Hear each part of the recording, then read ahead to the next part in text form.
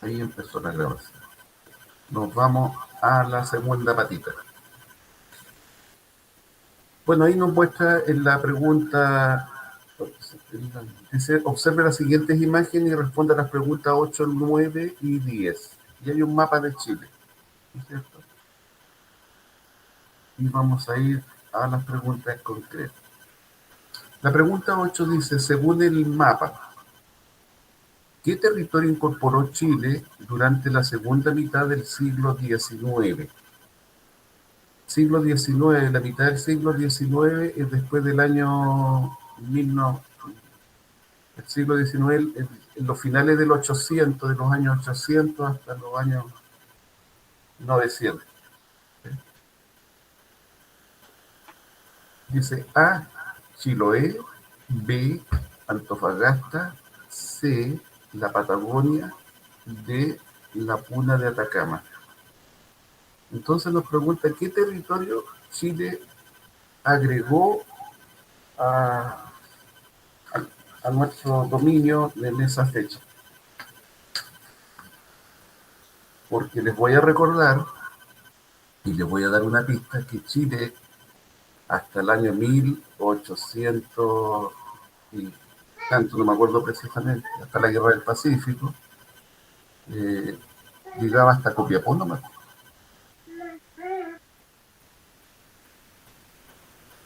Creo que es la B, profesor, Antofagasta.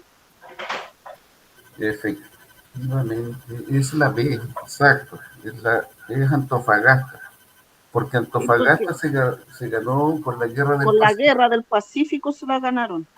Sí. ¿Y a quién pertenecía Antofagasta antes? A, a Perú, a Bolivia, Pertenecía a Bolivia. a Bolivia. Antofagasta pertenecía a Bolivia. Por eso los bolivianos siguen reclamando la salida al mar por Antofagasta, porque se la ganó en la guerra del Pacífico, se la ganó a Bolivia, Chile, y después Chile con la misma guerra del Pacífico llegó hasta Lima, hasta la capital del Perú, y por un tratado devolvió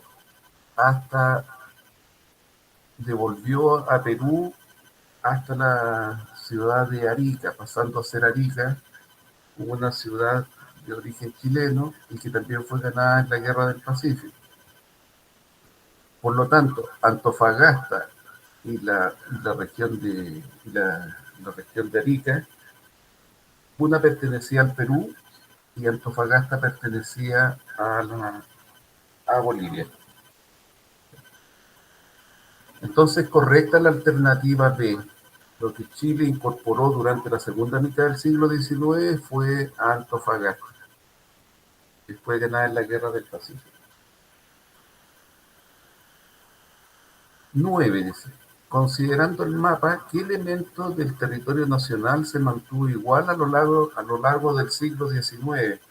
Inclusive se mantiene igual hasta hoy día. No ha tenido modificaciones respecto a que se le ha agregado o se le han quitado partes hasta el siglo XIX. Como una pregunta al revés. Tengo la letra D, B, de dedo. ya. ¿Alguna otra opinión?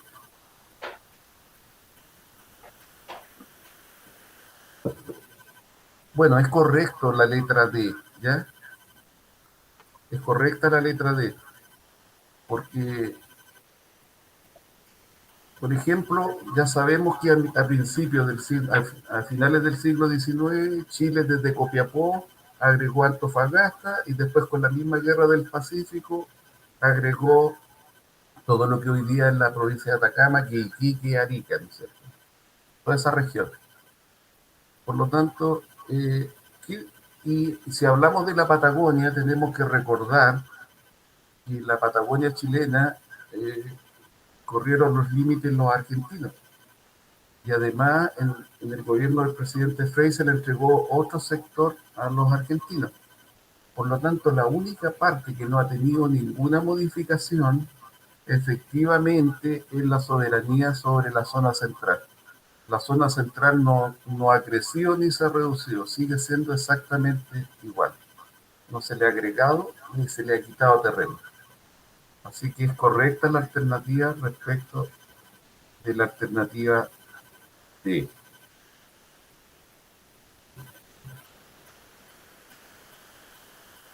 En la pregunta 10 dice, ¿cuál fue una de las causas de los cambios territoriales presentados en el mapa en la zona norte de Chile? Escriba su respuesta. Piensen, les doy un minuto para pensar que si estuvieran dando la prueba, ¿qué responderían ahí? Yo puse la guerra del Pacífico. ¿Ya? ¿Alguna otra opinión?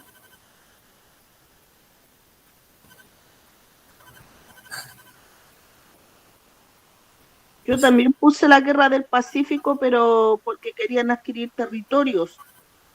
¿Ya? Querían ganar más territorios a algunos países. Nosotros queríamos ganar más territorios. Muy bien.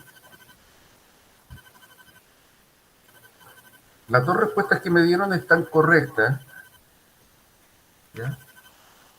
Las causas de los cambios que se presentaron efectivamente fueron a raíz de la Guerra del Pacífico, como lo decíamos en el caso de Antofagasta, Arica y Iquique, que una se le ganó en la guerra a los peruanos y otra se le ganó a los bolivianos. Entonces una respuesta correcta, como bien lo dijeron las dos alumnas, es correcta. También pudieran colocar ahí que la expansión de la empresa minera chilena en el norte, porque acuérdense que la Guerra del Pacífico se inició por el tema del salitre, porque Chile era primero productor de guano. Chile producía, en el norte era productor de guano que nos mandaba como fertilizante para todo el mundo. Pero después descubrieron que el salitre también era un fertilizante. Y toda la zona de Antofagasta era rica en la producción de salitre. Por lo tanto, los ingleses querían tener el control sobre el salitre, pero ahí hay una clase, para dar una clase más profunda, y los ingleses tenían muchas mineras de salitre en el norte. De hecho, conocemos una famosa que es Humberstone y la otra es Santa Laura, que están a la salida de Iquique. Y Bolivia le cobraba impuestos muy caros a Inglaterra por las empresas que tenía ahí en la salitrera. Por lo tanto, influyó indirectamente para que Chile influyó para que Chile le declarara la guerra a Bolivia y la ganara, y poder las salitreras quedar en manos del Estado de Chile, y Chile se comprometió a cobrarle menos impuestos a los ingleses. Esa es la consecuencia de la guerra en el fondo. Entonces, efectivamente ahí había muchas empresas mineras salitreras en esa zona. También puede ser una respuesta correcta. Y respuestas como malas pudieran ser que porque había poca población, por la ambición y el afán de Chile de ser imperialista. Nada que ver eso. O que Chile perdió porque le afectó la puna, serían respuestas incorrectas. Las respuestas correctas son las que se mencionaron, y que es por por la victoria de la Guerra del Pacífico, donde Chile ganó territorio. Muy bien, muy bien. Después la pregunta 11 nos dice, observe la siguiente caricatura. Ahí hay dos personas con lanza. ¿Cómo lo identifican ustedes? ¿Qué es lo que ven ahí ustedes?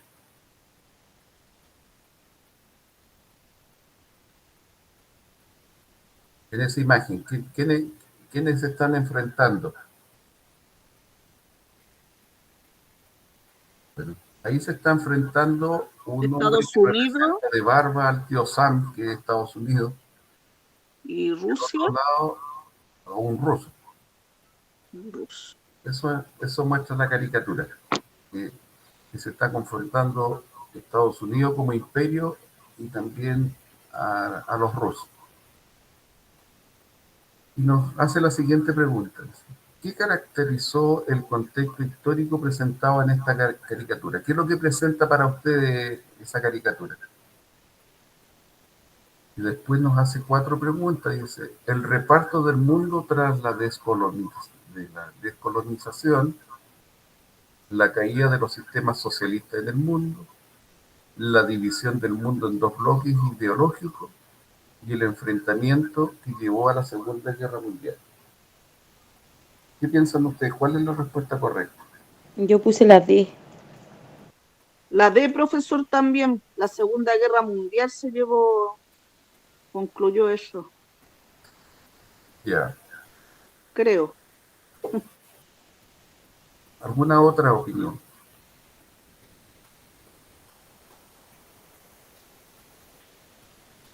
Antes de darle la respuesta, les voy a contextualizar un poquito, porque esto sí puede salir en las pruebas, ¿ya? Esa imagen representa lo que se llama Guerra Fría. ¿Ustedes saben qué es lo que es la Guerra Fría? No, ¿Alguien que sepa? Porque me puede decir qué piensa que es Guerra Fría. pienso yo que puede ser una guerra entre 2 países, nomás algo chico. ¿Ya? La guerra de Nagasaki, cuando eliminaron a los chinos, es una guerra fría. Le tiraron la bomba atómica y desaparecieron a los chinos, a los vietnamitas, todo eso. Es una guerra fría, es una guerra fría. Ya. Bueno, voy a contarle que un poco en el orden para que nos contextualicemos. Primero estuvo la Primera Guerra Mundial, ¿no es cierto? Entre el año 1939 hasta el año 1945.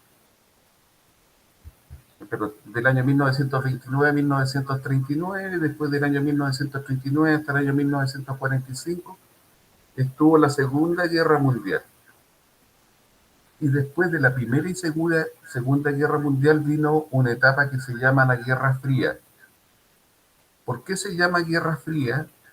Porque era una guerra donde no se ocupó armamento, sino que se ocupó un tema psicológico. Me explico. Al pueblo norteamericano se le decía que los rusos iban a ir a invadir Estados Unidos y todas las personas norteamericanas se preocupaban de que lo iban a ir a invadir los rusos. Y los rusos, por otra parte, le decían a su pueblo que iban a ser invadidos y que iban a ser atacados por Estados Unidos.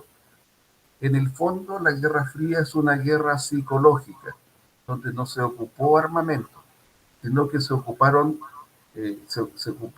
amedrentar a la población y tenerla de alguna forma engañada y con temor. Se le denomina Guerra Fría porque fue cruel, porque todo el mundo vivía expectante que en algún momento le iban a lanzar una bomba atómica, que iban a desaparecer, porque esta Guerra Fría dividió al mundo en 2 bloques. Por un lado estaba Estados Unidos como cabeza y por otro lado estaba la Unión Soviética. Estados Unidos, que trataba de controlar la mitad del mundo, que fueran antirrusos. Por ejemplo, toda América Latina generalmente estaba del lado de Estados Unidos en esta Guerra Fría. Y todos los países socialistas y comunistas estaban del lado de la Unión Soviética, que se llamaba en ese tiempo, de parte de los rusos. Esta Guerra Fría, ¿se imaginan ustedes cuándo recién puede haber terminado?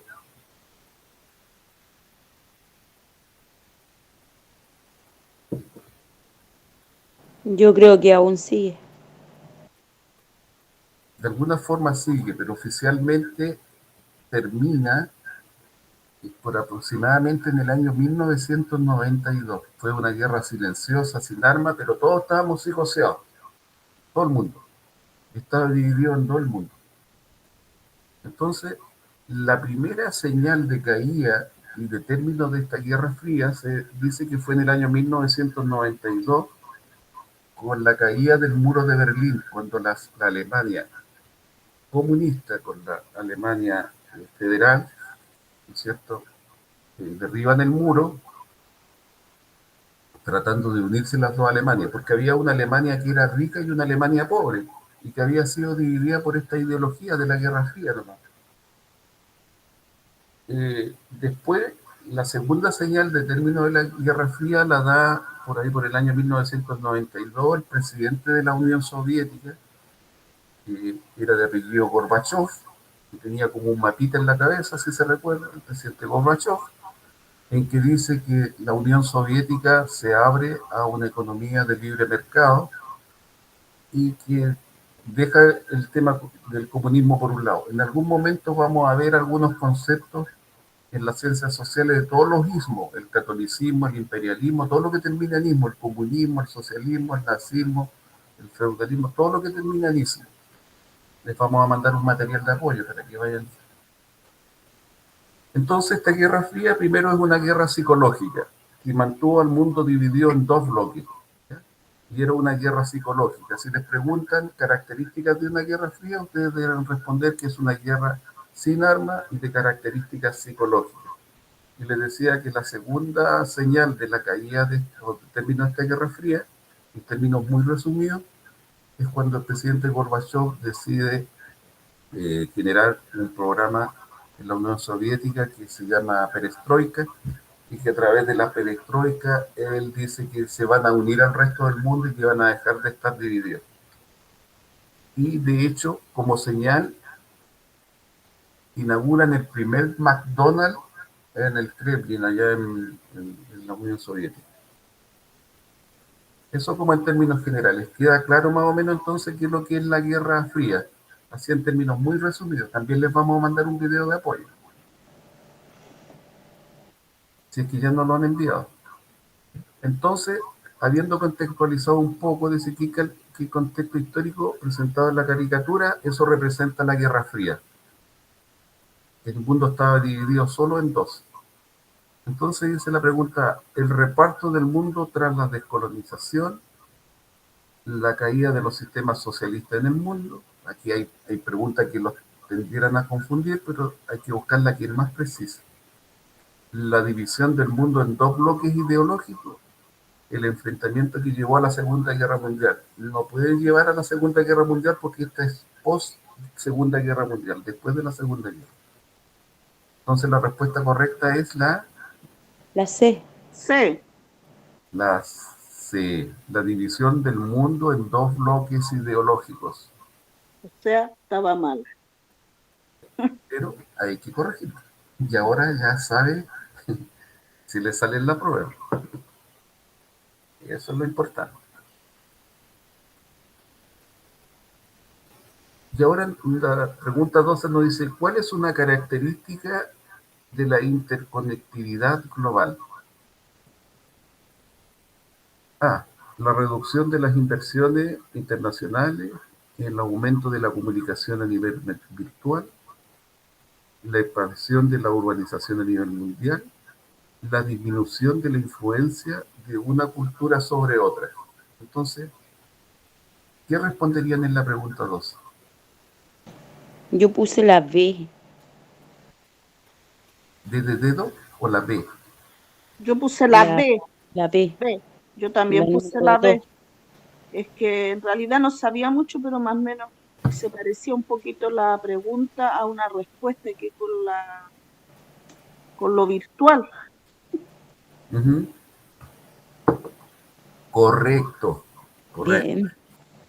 Bien. Una característica de la interconectividad. La palabra nos está diciendo interconectados, unos con otros, global, el mundo. Entonces, efectivamente, es en la comunicación a nivel virtual. Y esto se aceleró con la pandemia.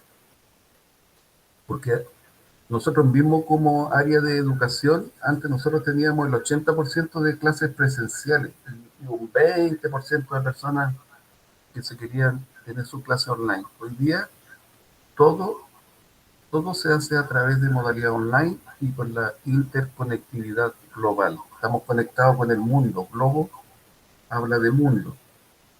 También una de las consecuencias del término de la Guerra Fría es el nacimiento y la masificación de Internet, porque Internet hizo algo mágico, derribó todas las fronteras físicas y todos podemos estar conectados con todos, traspasando las fronteras físicas. Hoy día el mundo es uno solo y nosotros hoy día podemos comprar en China, podemos comprar en Estados Unidos, se ha globalizado el mundo. Habla de también otra clase que vamos a ver, globalización. Entonces, el Internet vino a derribar las fronteras del mundo y hoy día nosotros podemos saber en fracciones de segundo lo que está pasando en Europa. Hemos visto ya 2 guerras en directo, en vivo y en directo. Antes teníamos que esperar que llegaran noticias o que algún canal las liberara o que algún gobierno permitiera que salieran las imágenes para afuera. Hoy día no, hoy día la interconectividad nos permite a nosotros vivir en una aldea globalizada, así la llamaba Carlos Marx. Por allá por el año 1700, él dice que va a haber una aldea globalizada. Entonces, correcto, la respuesta correcta es la B, la comunicación a nivel virtual. Aquí vamos a leer una entrevista con Erin Hofmann. No sé leer muy bien en alemán, pero ahí está el apellido Hofmann. Lo leo en español, ¿no? Y nos dice que Erin Hofmann es uno de los más brillantes historiadores de nuestro tiempo. Reproducimos a continuación una entrevista con uno de los pensadores de izquierda más lúcidos de nuestra época, Aldo Panfichi. Y Panfichi dice: estamos casi al borde del siglo XXI y sin pedirle entrar al terreno de la futurología, quisiera preguntarle ¿cuáles cree usted que son los problemas más importantes que la humanidad deberá enfrentar en el próximo siglo? Estamos hablando ahora del siglo XXI en el que ya estamos nosotros. Y Hoffman responde: bueno, el problema inicial es de naturaleza política. El final de un periodo de cierta estabilidad internacional, basada en el equilibrio de las superpotencias, va a generar una situación de inestabilidad e incertidumbre política en toda una región que va desde Europa Central hasta el Océano Pacífico. Nadie, absolutamente nadie, sabe lo que va a suceder, ni siquiera los que viven ahí. Este es el resultado más dramático del derrumbe de la Unión Soviética, cuando les contaba yo, cuando termina la Guerra Fría. No existirá un orden internacional que pueda controlar este explosivo proceso. El único gran poder que continúa existiendo, los Estados Unidos,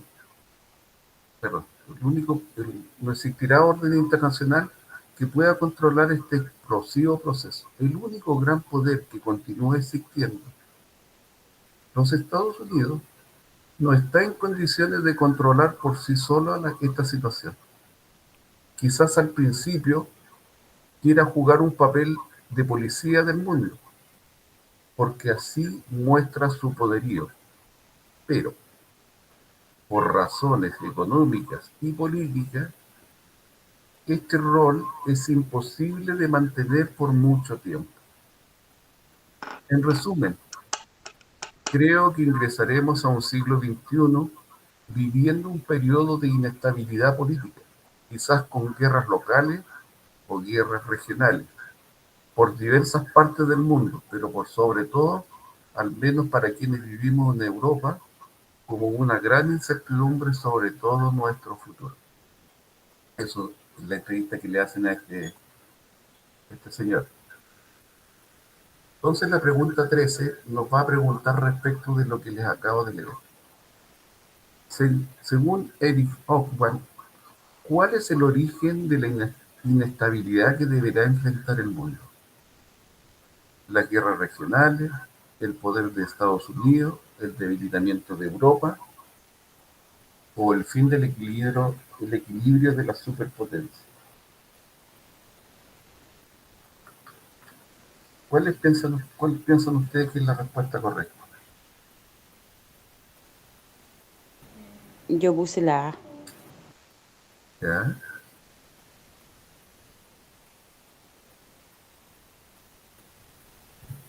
¿Quién se atreve a otra? ¿O a la misma respuesta?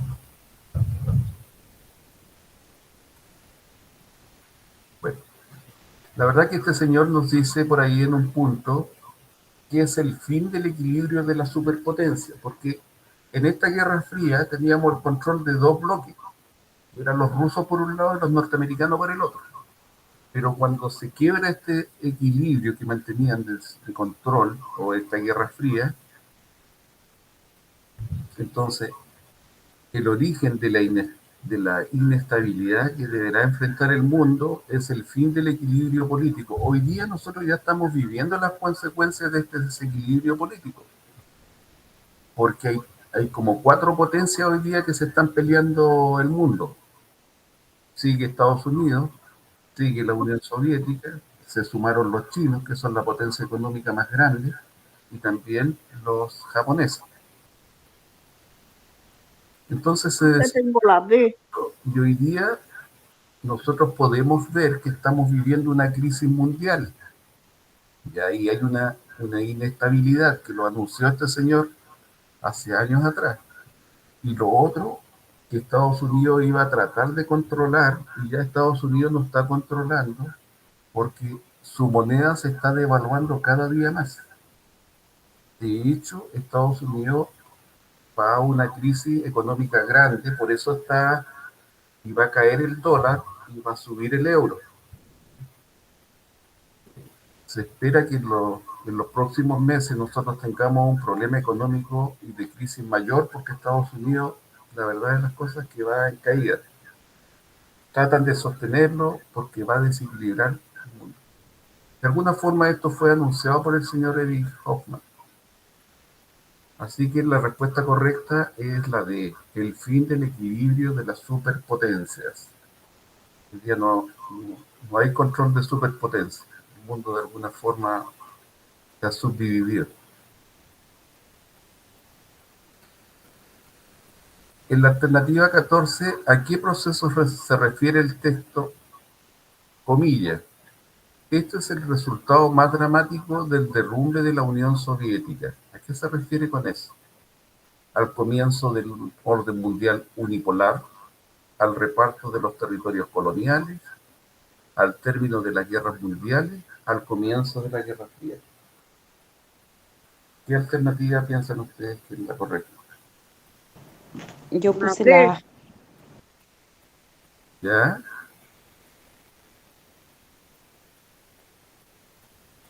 La D, profe, tengo yo. ¿Ya? La alternativa correcta en la pregunta 14 es la A, al comienzo del orden mundial unipolar. Vale. Hoy día estamos hablando de una aldea globalizada, no estamos divididos en dos, somos uno solo. Por lo tanto, al comienzo de un orden unipolar. La respuesta correcta ahí es la A, para que la corrija. Después la 15 nos dice, considerando el texto, ¿por qué el problema se debe enfrentar, por qué el problema que debe enfrentar el mundo es de naturaleza política? Explica y escriba la respuesta a continuación.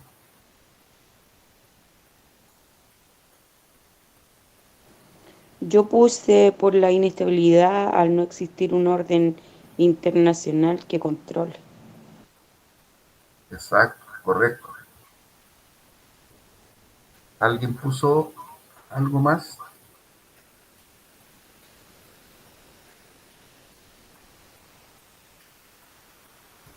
Ya le voy a dar alguna alternativa. La que se mencionó recién está correcta, pero pudiera haber otras, como por ejemplo una que se van a desarrollar conflictos políticos. También pudiera ser una opción válida. También alguien pudiera colocar porque se va a desarrollar una inestabilidad. También es correcto. Y alguien pudiera colocar porque hay incertidumbre. También es correcto. Yo les decía que en estas preguntas abiertas, ustedes tírense la piscina nomás. Porque las preguntas abiertas, muchas veces uno empieza a dudar, y no, nunca dejen de no responder estas preguntas abiertas. Porque no hay una pregunta precisa, es desde el punto de vista de cada una de las personas que responden. Pero la alternativa que nos dieron estaba correcta, sumada a estas otras que pudieran ser correctas también, porque son correctas. Actualmente, ¿cómo se regula el Estado chileno? La economía de mercado.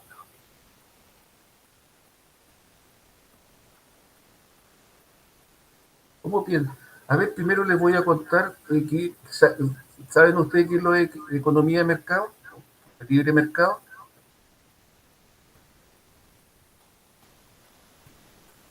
La economía de libre mercado es una economía donde el Estado no controla nada, sino que la libre competencia regula los precios. Antiguamente el Estado fijaba los precios, decía el pan va a costar 100 pesos y todos tenían que cobrar 100 pesos por el pan, no había competencia. Pero la economía de libre mercado dice que cada persona que vende pan le puede colocar el precio que quiera. Y además la economía de libre mercado, en el aspecto económico, lo que busca es que el Estado tenga gasto cero, lo más cercano a gasto cero. O sea, que gaste lo mínimo, que el Estado se reduzca a la mínima expresión y que el mercado sea el que gobierna. Nosotros hoy día vivimos en una economía de mercado. En términos muy generales, aquí hay que profundizar mucho más, pero como concepto muy, muy general. Entonces dice, leo la pregunta de nuevo. Actualmente, ¿cómo regula el Estado chileno la economía de mercado? Prohibiendo la creación de empresas extranjeras, nacionalizando las empresas privadas, estableciendo el precio de los bienes o estableciendo un salario mínimo. Yo puse B. ¿Ya? ¿Qué opinan las otras y los otros alumnos? Sin temor. Bien, la respuesta correcta es la D, estableciendo un salario mínimo. Hoy día, ¿quiénes reciben un ingreso mínimo? Todas las personas mayores de 18 y menores de 59, o sea, de 59 años, 11 meses y 29 días.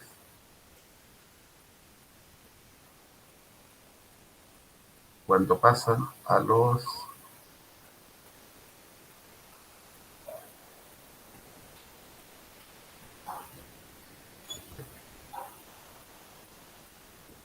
La pregunta 17 también es abierta y nos dice, menciona una desventaja de la economía de mercado que rige en la mayoría de los países actuales. Escribe una respuesta a continuación.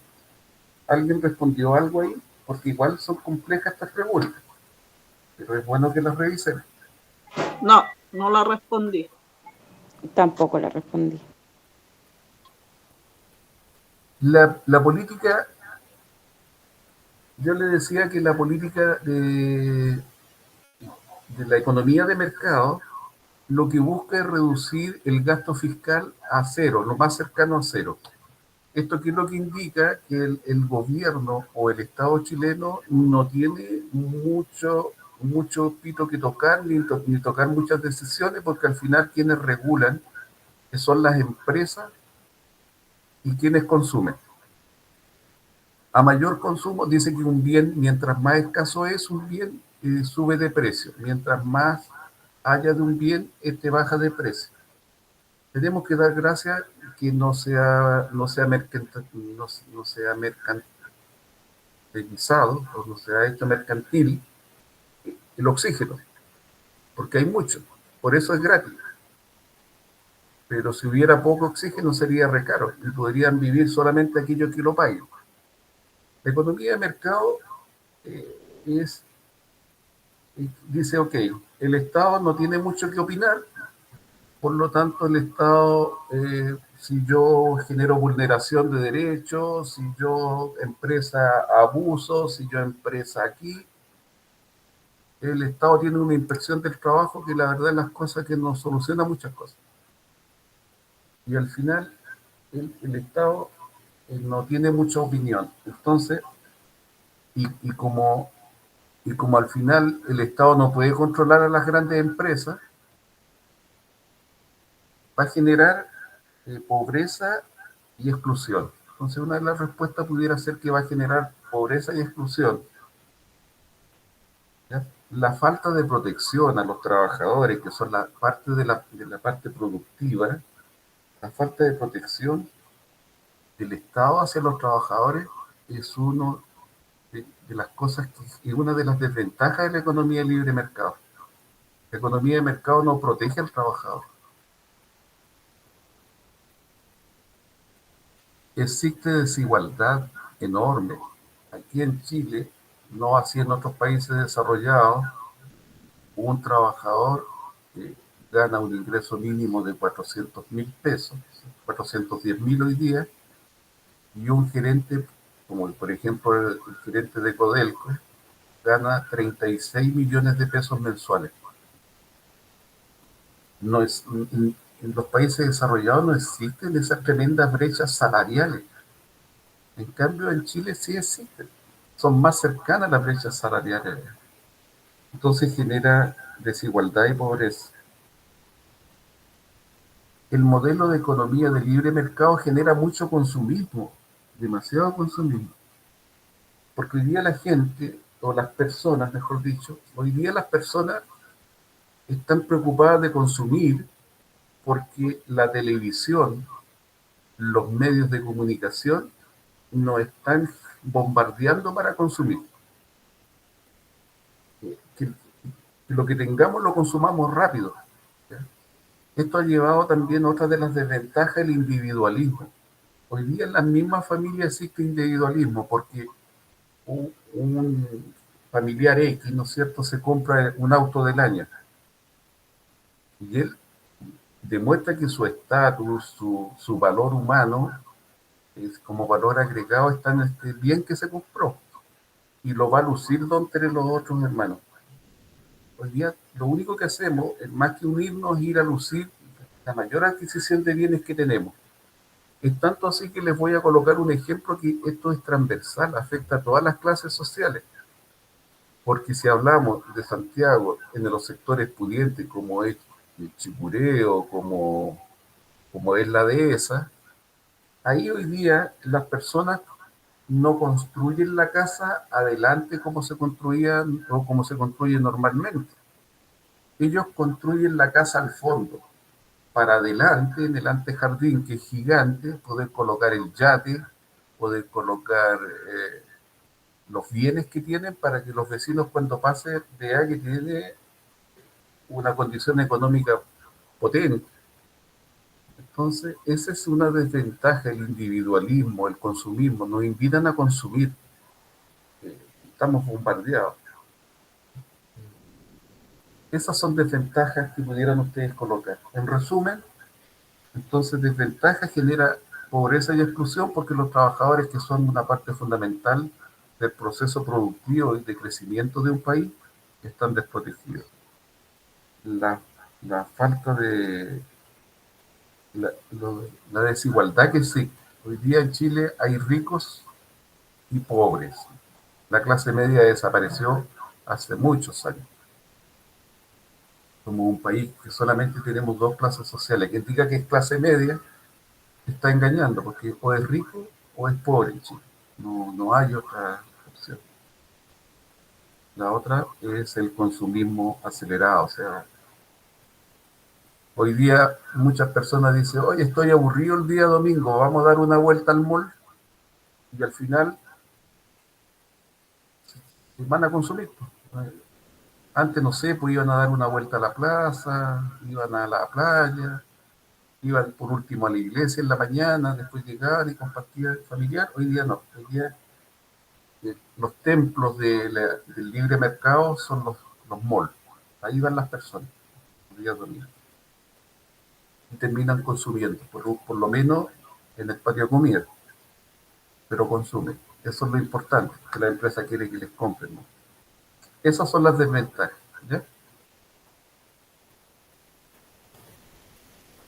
De la pregunta 18 dice, ¿cuál es una característica de un asentamiento urbano? La escasez de servicios, la presencia de alta densidad de población, la ausencia de contaminación ambiental, la concentración de actividades extractivas. Yo puse la B, La D, la B de bonito. ya. ¿Alguien respondió?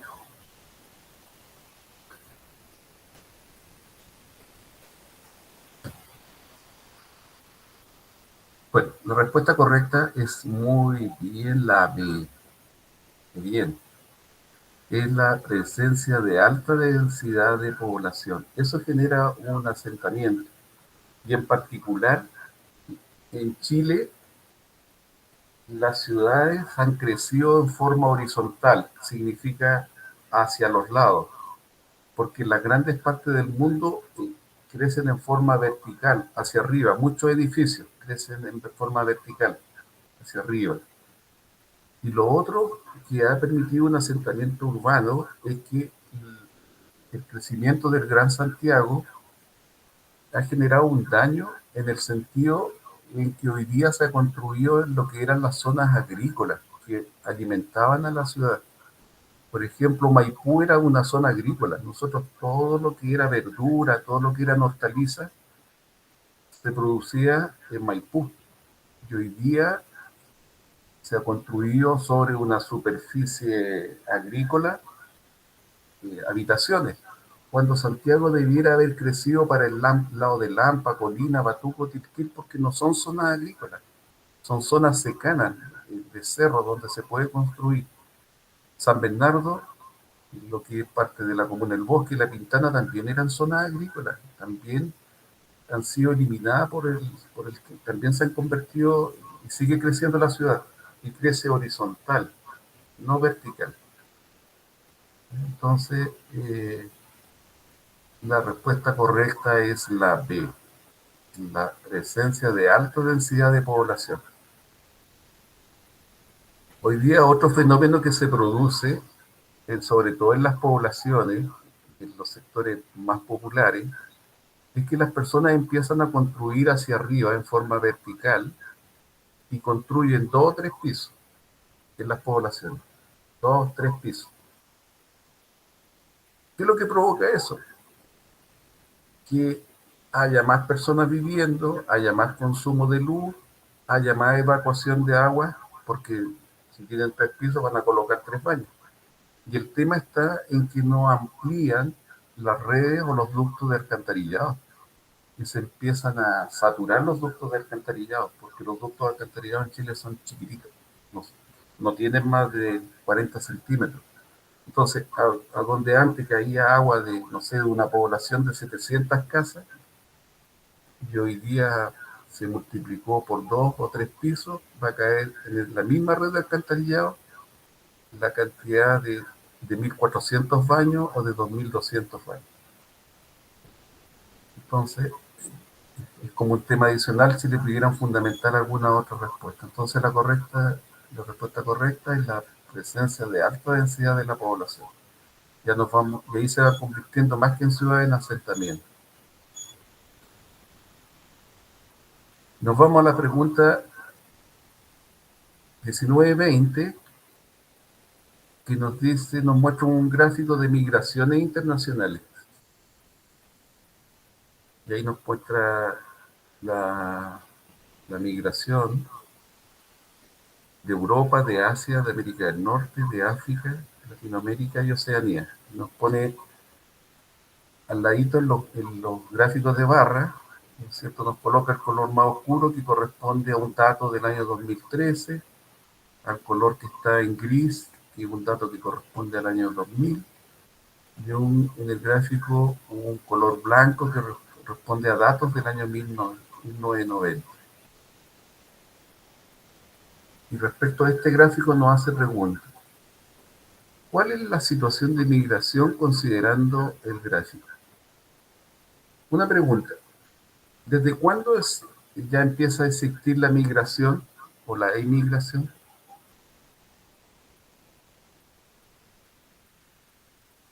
¿Saben la diferencia entre migración y emigración?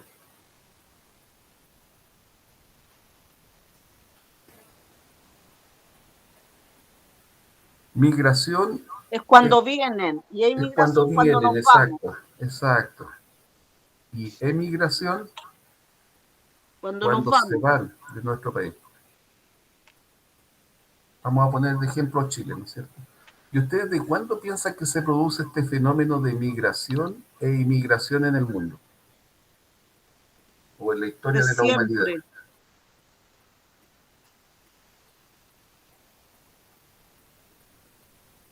De siempre ha sido así, profesor, yo creo. Exacto, siempre ha sido así. Porque no se olviden que en la prehistoria los pueblos se movían de un lugar a otro buscando alimento o buscando refugio. Por lo tanto, la Nómades. emigración y la migración no es de ahora, es desde siempre, desde el comienzo de la humanidad, desde la prehistoria. Entonces, volviendo a la pregunta, dice, ¿cuál es la situación de migración que nos indican en el gráfico? A. En Latinoamérica la población migrante ha disminuido. B. La mayoría de la población inmigrante se ubica en África. C. La población inmigrante de Oceanía es la mayor y la de Asia. D. América del Norte tiene menor población inmigrante que Europa. Yo puse la C. ¿Ya?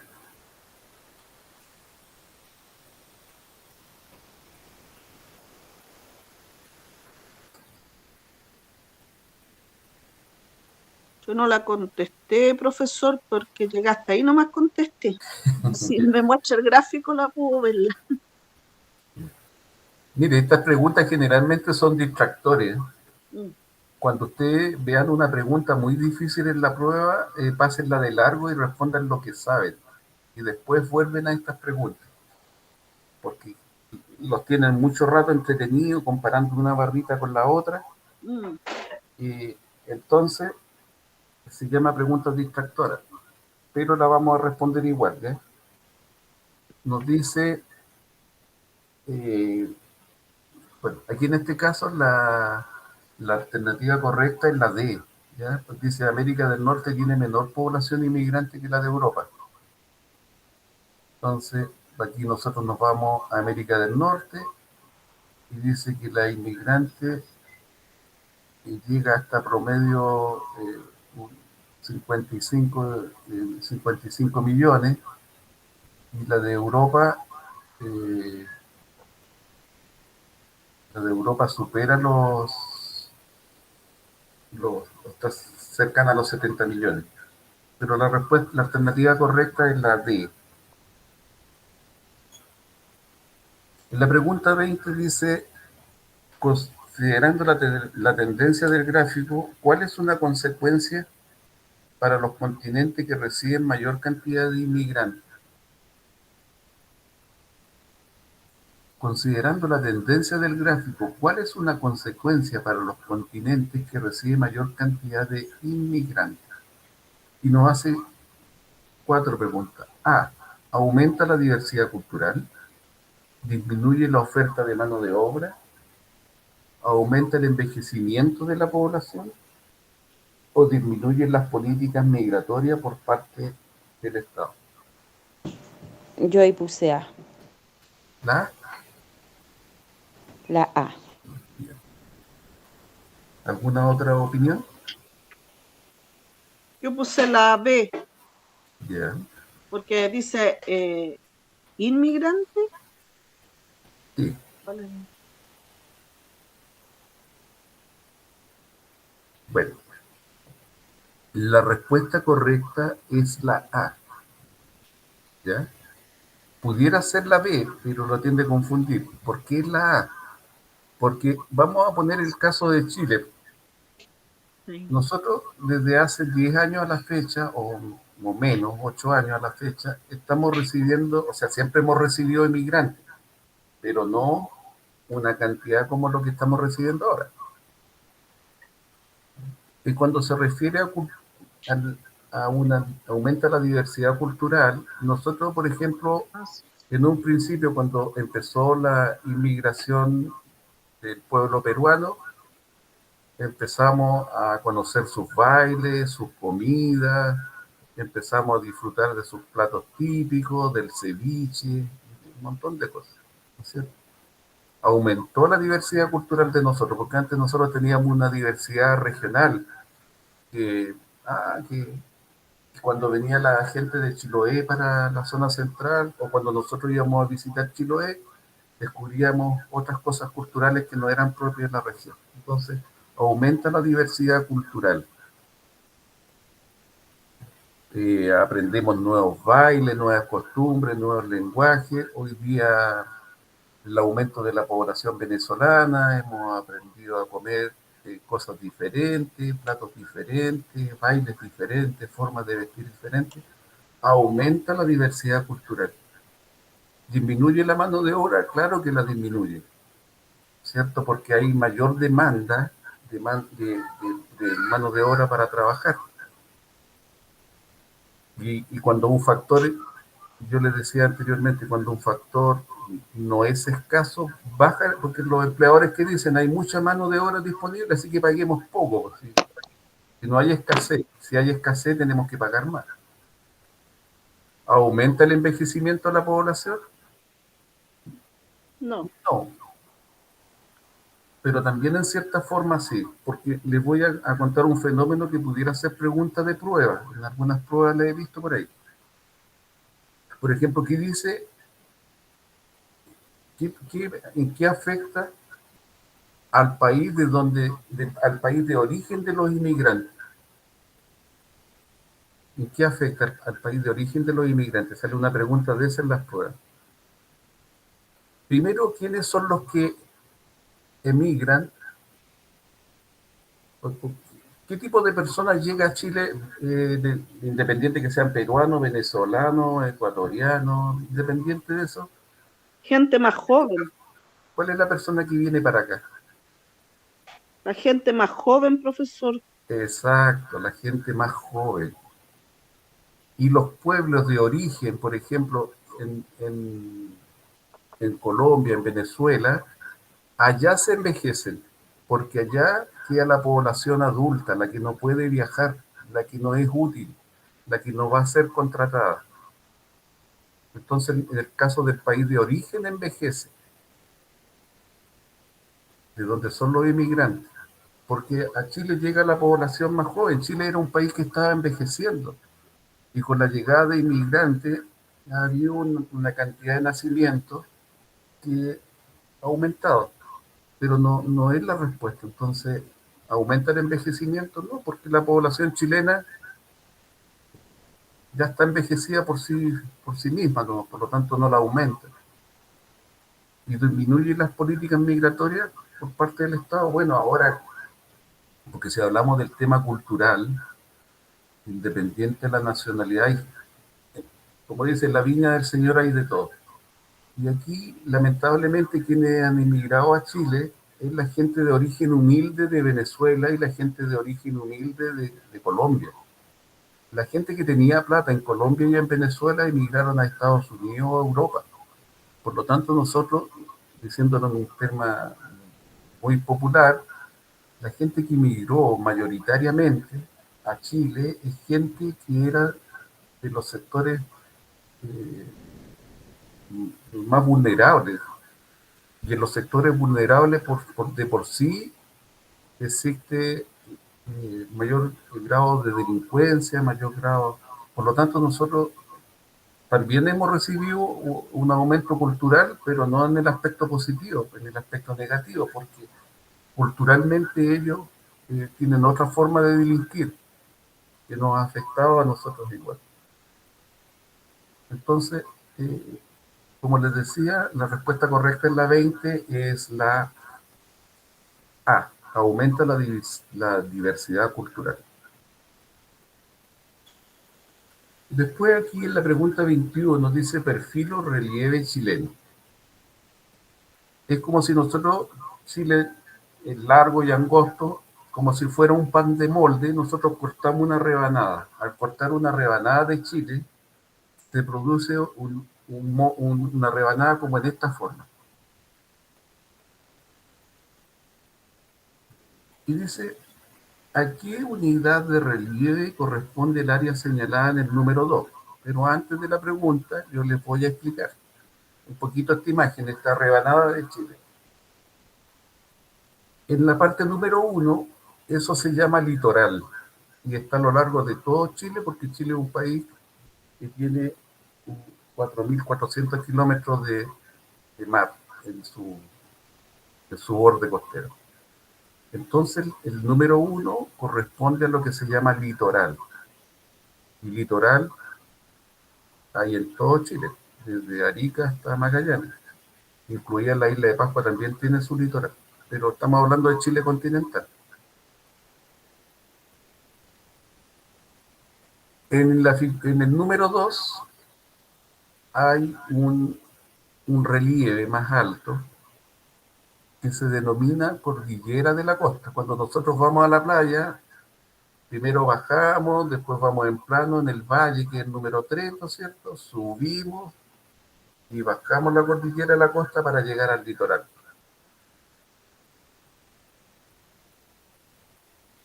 La parte número 3 se llama depresión intermedia. Eso se llama depresión intermedia, que son los valles. El valle de Aconcagua, el valle de Santiago, el valle de Curacaví. Y a lo largo de Chile hay valles. Y la más alta se llama Cordillera de los Andes.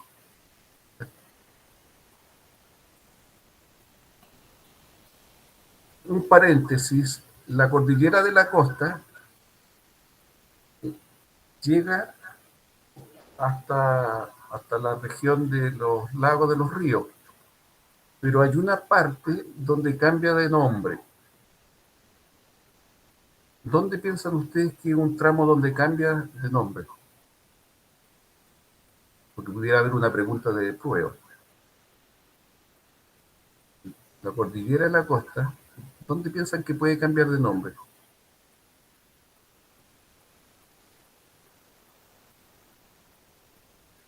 Bueno, les explico. La cordillera de la costa, en la región de la Araucanía, se llama Cordillera de Nahuel Huta, porque se conserva el nombre de los pueblos originarios, se llama Cordillera de Nahuel Huta. Por lo tanto, en alguna parte le pudiera decir, preguntar, los pueden confundir. La cordillera de la costa es la misma a lo largo de nuestro país, pero solamente en la 9ª región se cambia de nombre y se llama Cordillera de Nahuel Huta. Es la misma, cambia de nombre en ese tramo, ¿no? Entonces, volviendo a la pregunta, dice, ¿a qué unidad del relieve corresponde el área señalada? En el numeral 2. A planicies litorales, cordillera de la costa, A Cordillera de la Costa. depresión intermedia, cordillera de los Andes. Correcto, corresponde a depresión intermedia. ¿Ya?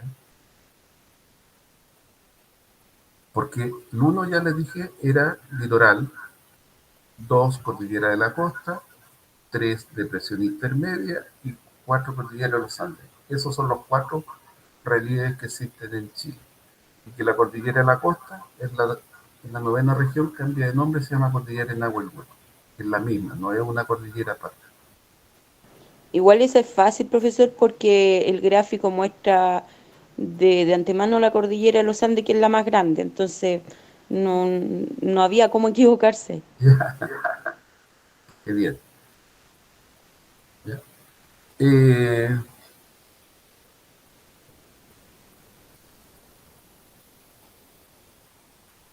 de la 22 dice, lea el siguiente cuadro y responda. Dice relieve, alta presencia de ventisqueros, islas, montañas, fiordos, canales. El territorio continental está fragmentado debido a las glaciaciones del periodo cuaternario. Hidrografía. Son ríos, gran cantidad de caudal originado por deshielo de las grandes nieves eternas de los glaciales y campos de hielo. La mayoría corta la cordillera de los Andes en su paso hacia los fiordos y canales que desembocan. Y 3. Contra el concepto de clima. En el continente y las islas predomina el clima marítimo con temperaturas promedio de 10 grados y con una pluviosidad. Pluviosidad es lluvia de 3.000 milímetros al año. Al lado oriental de los Andes hay clima estepárico frío, con fuertes vientos y precipitaciones sólidas. Eso significa que cae granizo, nieve. ¿A qué zona geográfica pertenecen las características citadas en el cuadro?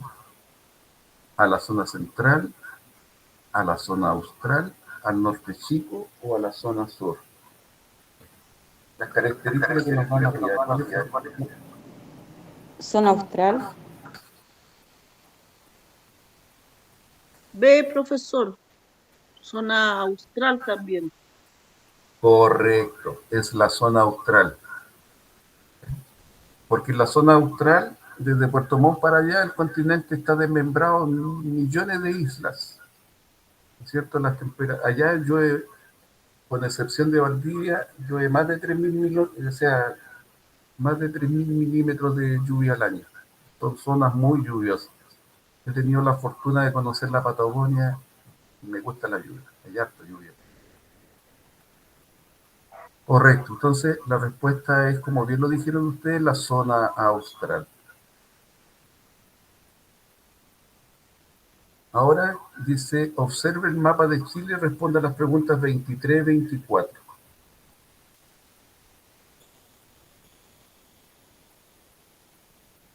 Y nos dice la pregunta 23, ¿en qué zona geográfica de Chile se concentran las actividades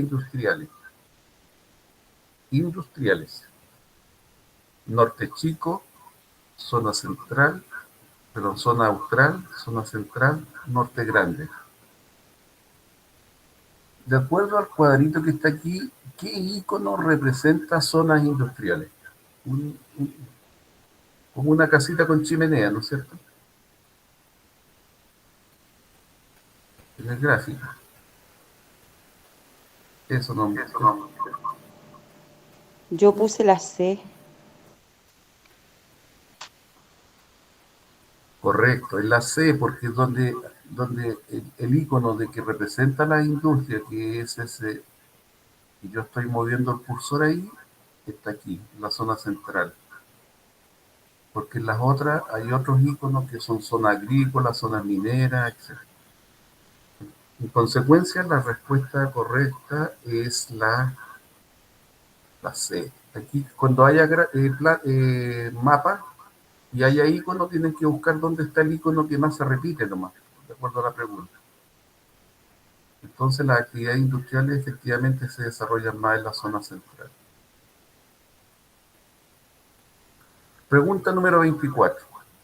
A fines del siglo de la década de 1970 surgió en el campo chileno, desde Copiapó hasta Puerto Montt, una categoría ocupacional desconocida hasta entonces, los temporeros agrícolas.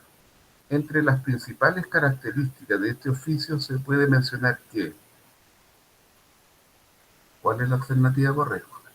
De un temporero agrícola. El trabajo se desarrolla bajo estrictas medidas de seguridad laboral. Las labores se realizan durante todo el año bajo contrato de trabajo indefinido. C. Los altos niveles de sindicalización han mejorado los salarios paulatinamente. D.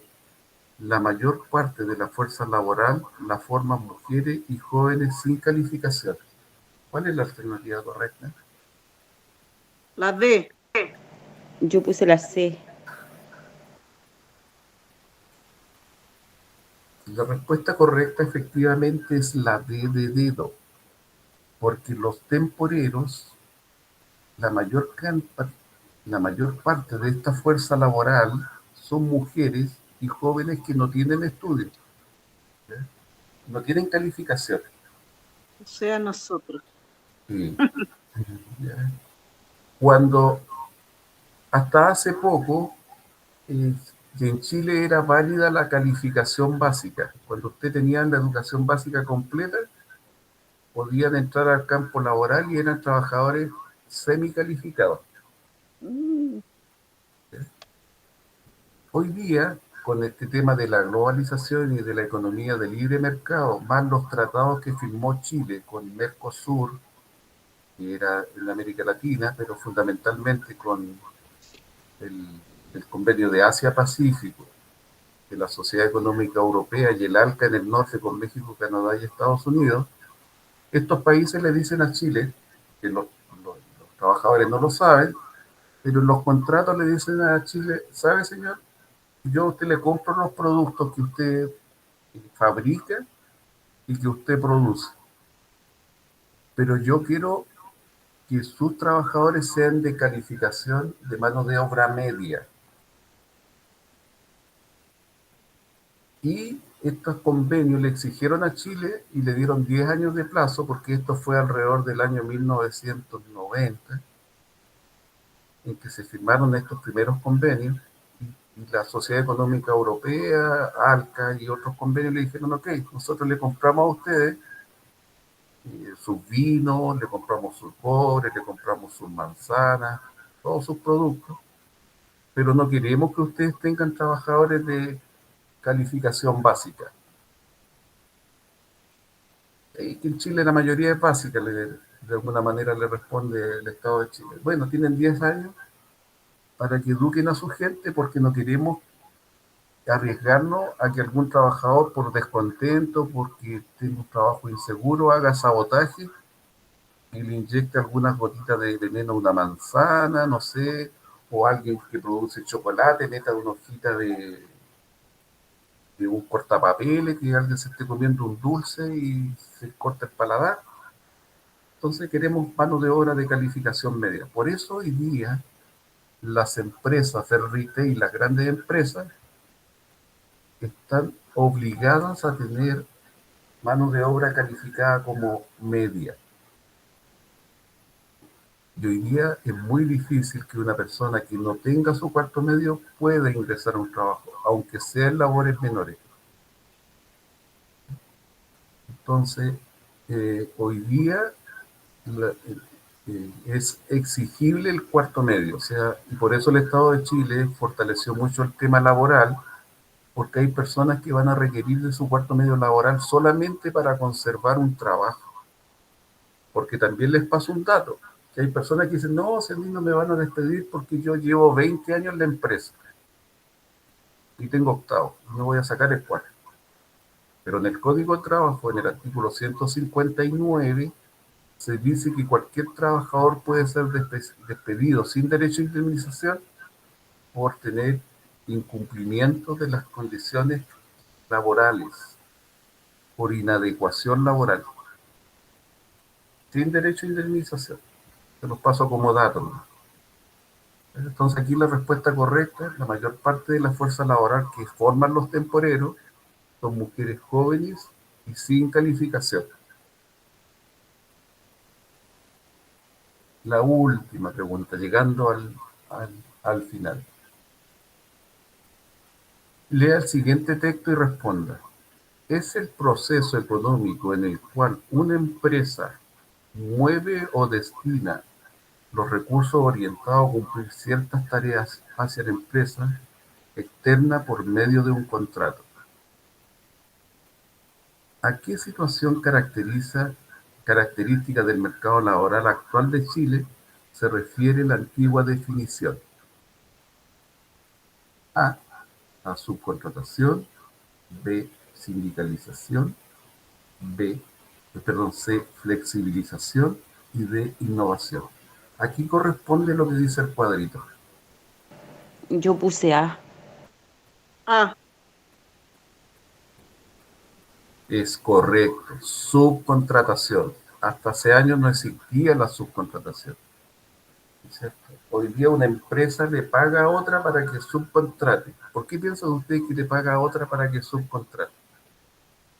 Y no lo hace ella misma. ¿Por qué no lo hace la empresa? se evita hacer papeleo, Ya está bien. se evita problemas con los empleadores, con todo, pues, porque a él le tiene que rendir cuenta al que el otro empleador, solamente uno, por todo lo que hacen en la obra. Correcto. Pero el motivo fundamental es porque cuando él subcontrata, como pertenecen a un RUT diferente y son externos a la empresa, no pueden formar sindicatos. Ah, No pueden bueno, formar sindicatos los trabajadores y al no tener sindicatos no pueden negociar sus condiciones de trabajo, los subdividen. Porque si ya, las empresas del aseo, tengo esta empresa que nos contrató con este RUT. La empresa de los guardias de seguridad tienen este otro RUT. La empresa no sé, de los operarios tiene este otro RUT. Lo que pasa en las farmacias grandes, estas grandes cadenas, los trabajadores no se pueden sindicalizar porque cada uno depende de un RUT diferente, cada sucursal tiene un RUT diferente, los bancos hicieron los mismos. Entonces, sí, pero se refería a la subcontratación. Esa es la respuesta correcta. ¿Cómo se encuentran en términos generales frente a un desafío de prueba de ciencias sociales?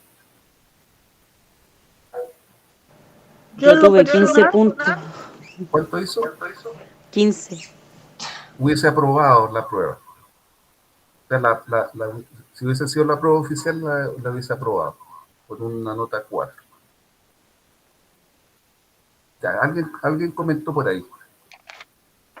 yo profesor, es que yo solamente alcancé a contestar hasta la 17 o 18 y ahí tuve 16 buenas, porque tuve 2 malas arriba, las 6 y la 14 las tuve malas, y las otras hasta las 18 estaban todas buenas. Bueno, significa que tiene como un 80% de la prueba respondida Sí. y eso le da como una nota sobre 5,5, es 18%, lo voy a ver al tiro. Sí, un 5,5 le da. Lo hubiese dado si hubiese presentado la prueba oficial. Estamos bien. También, entonces esto es para que les vaya dando seguridad también, ¿no?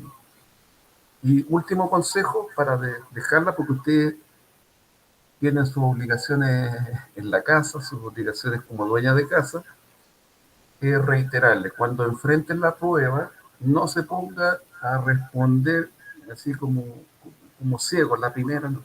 Primero tomen la prueba y vayan leyéndola.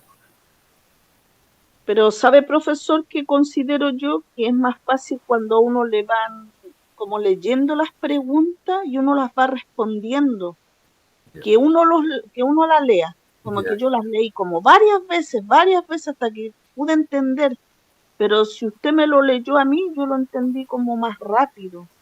No sé si algo personal mío. No, A mí también me pasa, compañera, déficit atencional. no, se llama, es un problema de comprensión lectora nomás. Y lo vamos a reforzar. Le vamos a decir a la profesora de lenguaje que le ayude en la comprensión lectora, generar técnicas de comprensión. Sí, profe, haga eso. ¿Ya? Le vamos a pedir a la profe que le ayude con el tema de comprensión lectora. Eh, cuando, cuando ustedes están dando la prueba dentro de sus derechos como alumnos, si no entienden una prueba, porque tanto el ministerio como la entidad examinadora y nosotros como entidad ejecutora, sabemos que en Chile hay un problema global de comprensión lectora. No es particular, no se sientan mal. En Chile la mayoría nos cuesta leer. ¿Ya? Entonces, como se sabe, hay un profesor y usted tiene duda con alguna pregunta, lo llama y el profesor está obligado a apoyarle si usted no comprende la pregunta. Ahora, los profesores que examinan siempre nos dicen, si los alumnos no nos preguntan, suponemos nosotros que saben todo o que comprendieron todo. Si nos preguntan, es la única forma en que nosotros les podemos ayudar. Pero si no nos preguntan nada, ¿cómo los vamos a ayudar? Entonces pregunten, no tengan temor, es un derecho. Yo después les voy a mandar los derechos que tienen como alumnos. Profesor, consulta, Sí, ¿en la prueba de matemática uno puede usar calculadora? sí. Le vamos a pedir, yo le pedí ya al profesor de matemática que haga una clase con ustedes y les enseñe a desarrollar ejercicios con la calculadora, más que estar desarrollando una ecuación paso por paso, porque ustedes van a tener poco tiempo. Es que el profesor de matemática les diga, ya mira, una ecuación de primer grado, tenemos que ocupar esta tecla y esta tecla, y aquí colocar el resultado. Le va a salir el resultado a la calculadora, hace la pega. Entonces, el profesor le ayude a ocupar la calculadora. Entonces, ya lo conversamos con el profesor y ustedes se lo recuerdan en la próxima clase de matemáticas. Dígale, profesor, necesitamos aprender a desarrollar ejercicios con calculadora. Más que estar ahí, que la ecuación, tengo que pasar este negativo para la derecha, el positivo para acá, para allá. No, que le enseñe lo práctico, a desarrollar habilidades con la calculadora. Porque hoy día hay calculadoras que le desarrollan una ecuación espacial, una derivada, cualquier cosa. Entonces, sí, pueden ocupar calculadoras. También en inglés pueden ocupar diccionarios. Se les mandó una clase. En el caso de los laborales no tienen inglés. Pero en el caso de los de continuidad tienen inglés y ya se les mandó una clase grabada del uso de diccionarios.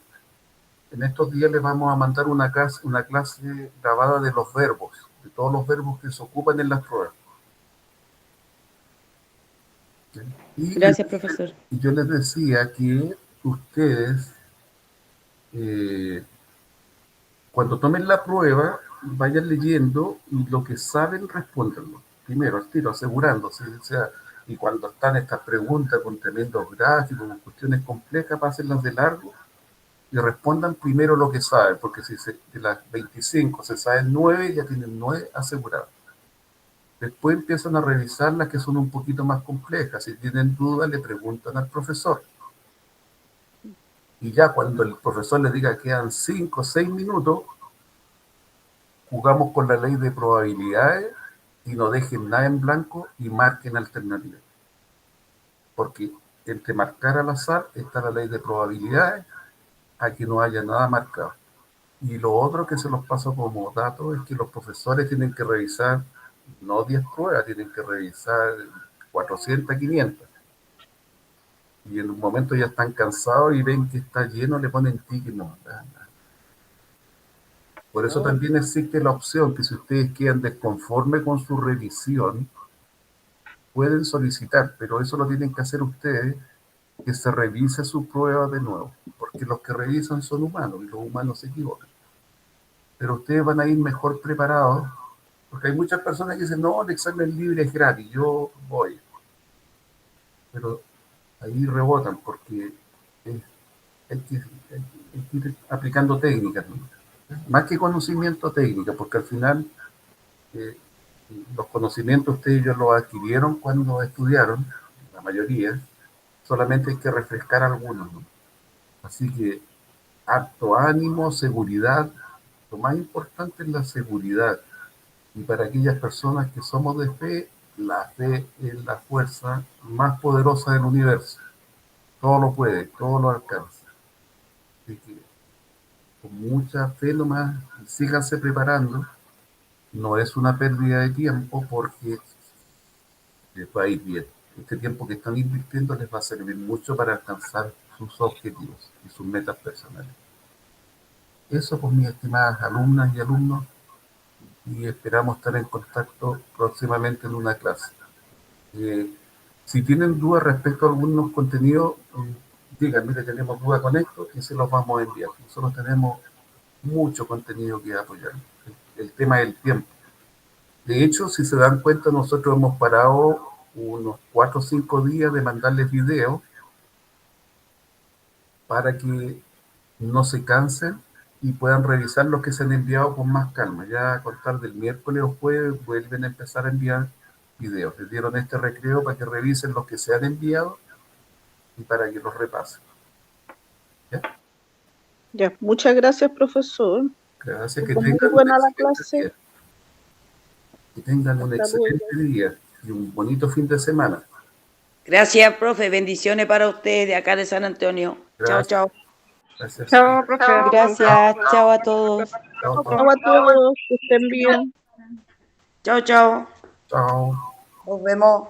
Nos vemos.